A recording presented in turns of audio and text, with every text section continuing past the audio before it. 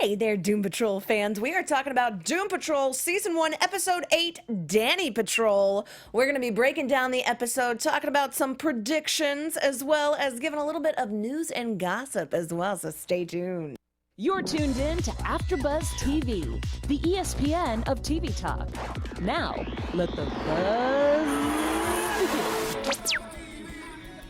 Hello, everybody. Welcome to the Doom Patrol After Show here on AfterBuzz TV. We are talking about Doom Patrol Season 1, Episode 8, Danny Patrol. I am your host, Elena Jordan, and today I'm all by my lonesome. It's a patrol of just one. It's just me here. But we do have the chat up and running, so if you guys are joining us live, be sure to join us in the chat. I'll be shouting you guys out throughout the show as well. And of course, you can keep up with Tavron and with Ollie Drennan as well. I'll be putting their info in the little description here on YouTube too. So jumping into this episode, this is the 8th episode of the season. We're right at the middle mark, and this one is straight up just taking a page literally out of the comic books. Grant Morrison and Richard Case's Danny the Street comics has come to life and is just as brilliant on screen as it is on the page. Absolutely adored this episode. If you haven't read the comics as well, I do strongly recommend checking them out, especially because if you're watching the show Doom Patrol, that means that you have access to DC Universe, the streaming service from DC Comics, and all of those comics are on the service. We'll talk a little bit more in the news as well, but be sure to check, especially if you haven't checked the comic section in a minute, because you'll find some happy surprises there. So this episode is directly out of the comics, again, talking about Danny the Street with Agent Morris, who then becomes morally corrupt. One of my favorite drag names ever, by the way. Absolutely love it. Alan Mingo Jr. kills in this role. Absolutely destroys. Definitely helps, though, because I was looking him up. I was like, there is no way. Like, where did this person come from? Just absolutely destroying on screen. Was also Lola in Broadway's Kinky Boots. So just as phenomenal on stage as he is on camera. So this is talking about Danny the Street, which is this sentient, non-binary queer street that comes to life, basically, and is this omnipotent, it's hard to describe, just this force that allows you to be who you truly are.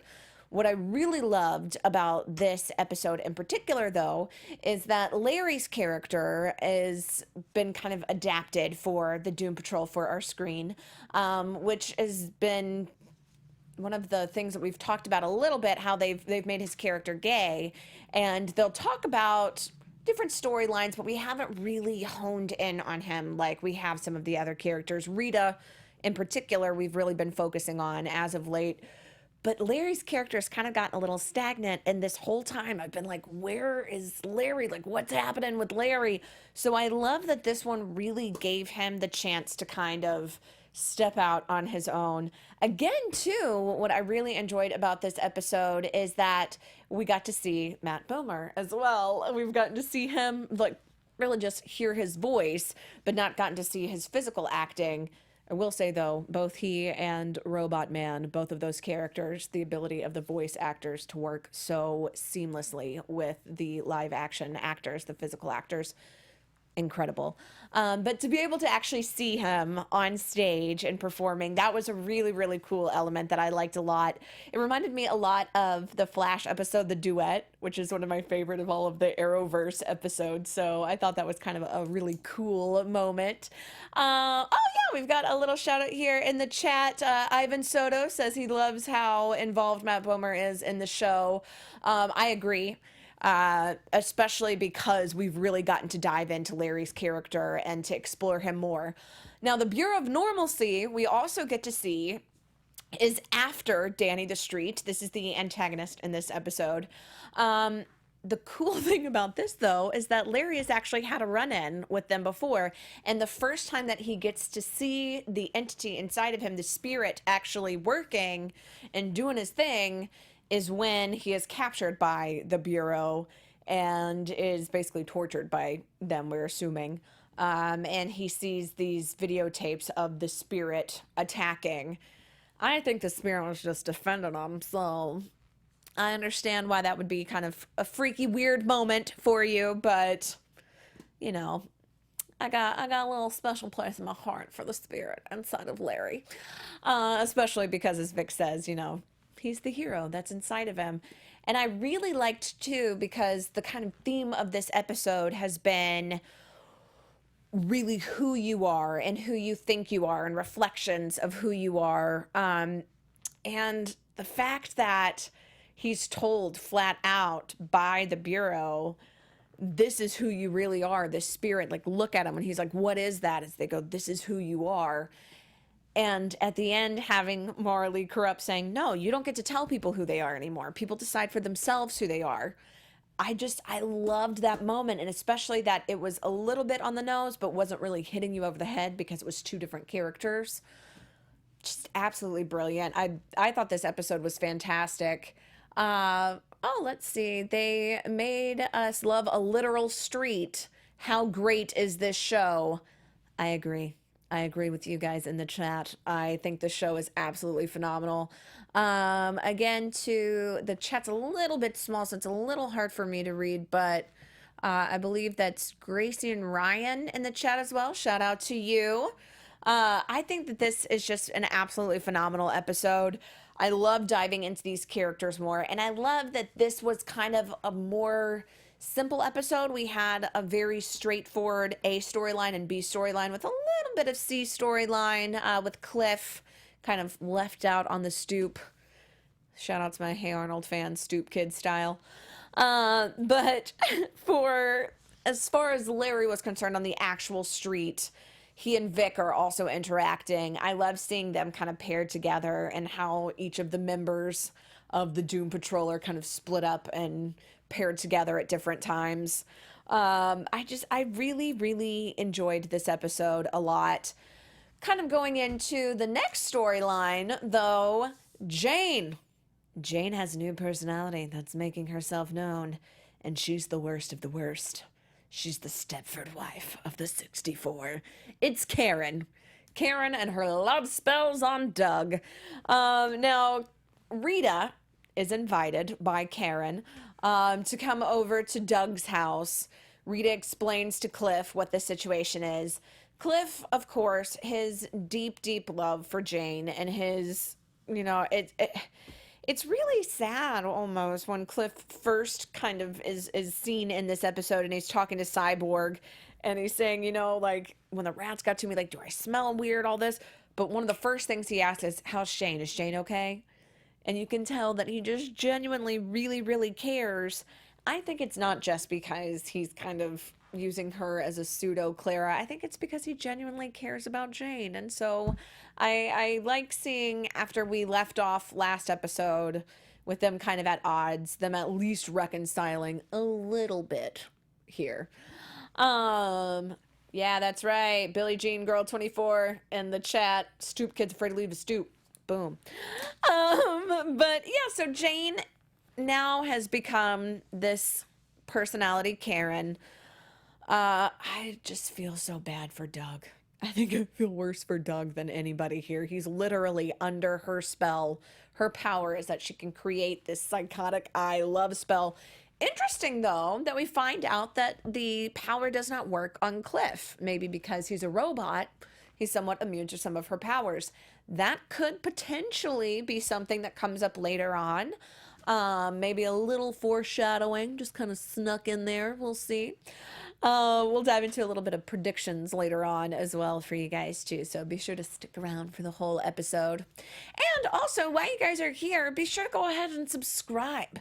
AfterBuzz is basically the ESPN of TV talk, and we love bringing all of these after shows to you guys. We love talking to you in the chat. We love interacting with you guys. But we do need your help. We want you guys to be sure to get all of our content and get it streamed directly to you. So be sure to subscribe, like, comment, give us those thumbs up, those 5 stars. We're all over the place. SoundCloud, iTunes, YouTube. Be sure to like us all over all of the mediums, especially on iTunes too. I feel like we don't get as much love on iTunes, and that kind of helps us bump up a little bit in the search results. So be sure to like us on iTunes as well. We love hearing from you guys too. So be sure to message us, join us in the chat, be super active, because we love, again, that we are the ESPN of TV talk, and that we're able to talk to you guys about these amazing shows. Now, one thing that, again, was interesting in this one, we've seen some of Jane's personalities interacting with each other. This was kind of cool, though. We hear Karen say that she's talked to Jane, and that Jane has talked about Cliff before, and that she said, she has this deep place in her heart for Cliff, and even to the point that Karen asked Cliff to walk her down the aisle and give her away. So we know that all of these 64 personalities are, maybe not all of them are aware of Cliff, but we know that they interact in some way. We've kind of touched a little bit on the underground. We've seen Niles's research, but we haven't explored it fully. We do get a little bit more of a view into it this time, where we see Jane kind of black out and turn into this empty window that we see Rita and Cliff looking into, asking if she's okay. And we see Karen literally being pulled through this darkness onto these weird old decrepit steps and being pulled by the other personalities. Hopefully that releases poor Doug, because Doug is having to fight his family over this woman who just shows up and then disappears and broke his heart for 6 months. We're also seeing maybe why Niles might have had that retirement home room set aside for Jane that we saw in Doom Patrol, because she really is having an impact on other people. And as long as these other personalities are having these other lives and they're interacting, they could be causing damage to people around them. So that is something that she has to kind of take into consideration, is that she's responsible for all of these personalities, including creepy Stepford wife Karen. So Rita kind of take a little bit more of a backseat role this episode, which I think is good, because we have, again, as we talked about, dug into Rita's character, I think, a good bit. But having her more a little bit as a supporting character this episode, and really just highlighting and moving the plot along for both Karen, Jane's personality, and for Cliff as well. Now, seeing her interact, though, and getting turned by Karen's ability makes you wonder why she didn't just do that to begin with. That was the only thing that I was wondering this episode, where I was like, okay, wait a minute, Karen, you have this ability. You could have had Rita on board being like, put me in a bridesmaid's dress from the beginning. Why'd you wait so long? I get it, it's drama for the show, but come on, girl, get it together. How crazy is it that Jane's only personality that likes Rita is the one that everybody else hates or fears? Man, Grace and Ryan in the chat, that is a beautiful observation. I feel like that kind of harkens back a little bit to the whole idea of who you want to be in this episode of defining who you are. Rita doesn't even like herself. I mean, we even have this whole interaction where Karen's saying, you're so past your prime, you don't even know it. And she responds by saying, oh, I know it. And we see just this kind of heart-wrenching moment with Rita. I think that is a really, really good point, is that the one character that loves Rita the most is the one personality that Rita says is the most odious of all of Jane's personalities. Man, it's just this whole intertwined dynamic of love, hate, and self-loathing. I'm interested too in future episodes to see with Rita where that kind of takes us, and her different relationships with Jane's multiple personalities kind of acting as a liaison to get us there, to discover who Rita feels that she is as a person, because last we checked in with her, she was still feeling lost. She doesn't really know who she is. She just knows she's not her stage persona, Rita Farr, anymore. And I think that's pretty awesome. Now, unfortunately, Cliff was kind of kept a little bit far away from everybody else on the stoop, because makes sense. Karen says, look, dude, not trying to freak out Doug's family too much. They're already here. This is a bit of a problem. They're not glad that I'm back. And you're a kind of scary looking robot man, so you should probably stay out here. Fair point. A little rough for Cliff to hear, but fair.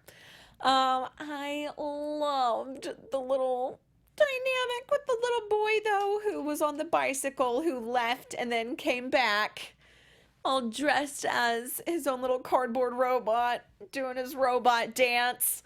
And then having that coincide with the Kelly Clarkson People Like Us song. By the way, if you were wondering what song that was playing during that epic dance breakdown that intertwined Cliff's story with Larry, even though it turns out that it was just in Larry's head, that he didn't actually sing. And Larry said instead he just doesn't sing.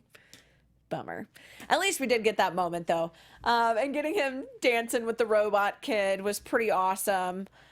I just like seeing Cliff feel like he's being accepted. I think that was, it was a small moment, but it was a win for Cliff, and it was something that I think we as an audience needed to see. So I absolutely loved that little mini storyline. And in the chat, too, everybody basically is saying that they loved the scene with Larry singing. Ivan Soto, who's always a big fan of the show. Thank you for always tuning in. But God, I loved it. Didn't it make you guys think sort of the duet from The Flash? Just me? I don't know. I loved it. Oh, yeah, sorry. Again, I keep saying it's Jane's personalities. The core personality is Kay. We do know that. We're aware of that. But we just keep saying Jane because in the comics, Crazy Jane is the person that we reference. So I'm just going to keep saying Jane. Now, it was cool seeing this personality from Jane, seeing her interact, seeing how everybody interacted with this street, and ultimately seeing that, people kind of each of these characters had to confront something about themselves on some level. Even when Cliff is apologizing, saying, I'm sorry I had rats in my brain. The response is, sometimes we all have had rats in our brain. I understand. And I get that moment, even though it's comedic relief, is that each of them have had this moment where they've had something gnawing at the back of their mind about who they are as a person and about what external factors control them and reflect who they want to be. So I really, really thought that was a poignant line, and that each of the storylines really coincided very, very well this episode. I hope this isn't the last that we see of Danny the Street. I don't think it's going to be the last that we see of the Bureau of Normalcy. I did love seeing Larry, just that one KO punch, knocking him out. Say Larry Trainer sends his, or says hello, or whatever his line was. I can't remember the specific one, but that he was basically already on the Bureau's list. And just seeing the fact that they were willing to stand up and fight, and that they're like, look, we're not going to run anymore. We're not going to jump. We're not going to hide. We have to keep this party going to keep Danny's heart alive. But if we keep feeling like we have to deny ourselves, then we're never going to feel truly at home, truly at ease, truly happy. And so I just thought that was an absolutely beautiful message. This is one of my favorite episodes, I think. I think this was pretty fantastic overall. I'm just really excited to see what is going to happen in the future for Doom Patrol. So what do you guys say we go ahead and dive into a little bit of predictions?